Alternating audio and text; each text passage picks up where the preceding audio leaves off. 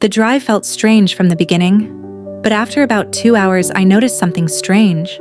We were no longer on the main road. The car had turned into a lonely road surrounded by thick bushes. My heart started beating faster. I looked at Mr. K and asked, "Sir, where exactly are we going?" He smiled slightly and said, "Don't worry, you will like the place." Something about his tone made me uncomfortable, but I tried to ignore the feeling. After almost an hour, the car finally stopped in front of a huge house. The place looked beautiful and expensive, but it was also very quiet. Too quiet. Mr. K stepped out of the car and opened the door for me. He smiled, the same friendly smile I had seen before. "Welcome," he said. Inside the house, everything looked luxurious.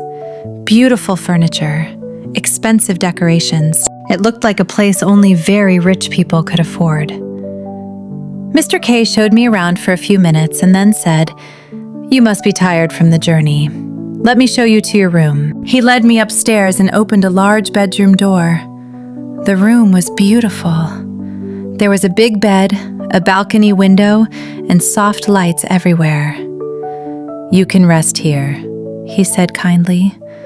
"I'll come back later so we can have dinner." Then he left the room and closed the door. At first, I felt relieved. Maybe I was just overthinking everything, but a few minutes later, I heard voices coming from downstairs. At first, I ignored it, but the voices became louder. Curious, I slowly walked toward the door and listened carefully. My heart started beating faster when I realized Mr. K was talking to another man. Then I heard something that made my blood freeze. One of the men said, "Is the girl ready for the sacrifice?" For a moment, my entire body went cold. Sacrifice. I couldn't believe what I was hearing. Mr. K replied calmly, "Yes, she's perfect." At that moment, panic rushed through my body. My mind was screaming the same thing over and over. I needed to escape. I quickly looked around the room, searching for a way out. The door was downstairs. That was too risky. Then my eyes moved to the window. If I could climb down, maybe I could run. My hands were shaking as I slowly opened the window. I was just about to climb down when suddenly the bedroom door opened. It was Mr. K. My heart almost stopped. For a moment, I thought he knew everything, but I forced myself to stay calm. I quickly moved away from the window and pretended to stretch like someone who had just woken up. "Oh, you're back already," I said. Mr. K smiled again, like nothing was wrong. "I came to check if you were comfortable," he said. I forced a small smile.